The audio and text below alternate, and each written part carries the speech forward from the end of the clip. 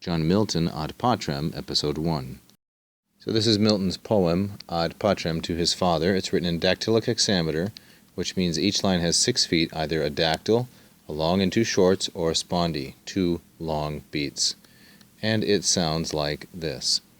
Nunc mea pi eri os cupiam per pectora fontes, irriguas terque revias totumque per ora, vavere laxa tum gemino de vertica rivum, ut teneves oblita senos audacibus alis, surgatin officium venerandi musa parentis. Milton begins his poem with nunc, this temporal adverb. Now I should wish, cupiam. And cupiam I am taking as a potential subjunctive. It's in the first singular, present, and active. I should wish that, and it introduces oratio obliqua, indirect statement, that the fontes pierios, the Pierian fountains, what should they do? I should wish that they torquere, twist, or wend their watery paths, irriguas vias. So the subject of the indirect statement is fontes, and the verb is the infinitive torquere. The object of the verb is vias, modified by irriguas. Wend their watery paths, mea per pectora, through my breast, through my heart. Pierios is a reference to Mount Parnassus, the shrine of Apollo at Delphi, who is the patron god of poetry and inspiration. I should wish that. Now notice the word order here. Mea, adjective. Pierios, adjective. Pectora, noun. Fontes, noun. So we have an A-A-B-B word order in terms of parts of speech. However, in terms of modification, we see that mea modifies pectora and pierios modifies fontes. So by modification, the order is A-B, A-B. And quite naturally and commonly, the verb cupiam is practically in the center metrically.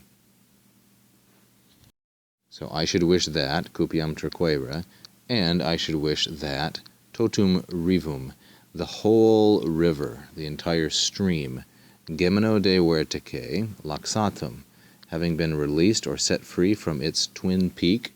This is another reference to Mount Parnassus and its 2 peaks. That, the river, roll, volvere, per ora, through my mouth, through my lips. And now comes the purpose clause.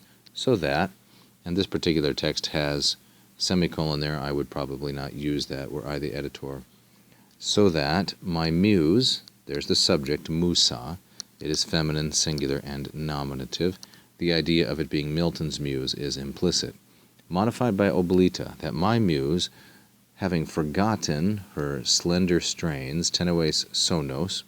Oblita is from the deponent verb obliviscor, which typically takes the genitive for forgetting. Here it's taking an accusative, teneves sonos, as its object, so maybe we want to think of it as a middle participle, which is not at all unusual. So that my muse, having forgotten her slender strains, i.e. he's not very talented in poetry, he's saying, teneves, meaning the meager style, surgat, might rise up audacibus alis, on bold, daring wings. Audacibus alis, feminine plural, ablative of instrument. Might rise up for the task of honoring my parent, my father, venerandi parentis. Venerandi here is a gerundive, masculine singular genitive, just like parentis, which it modifies.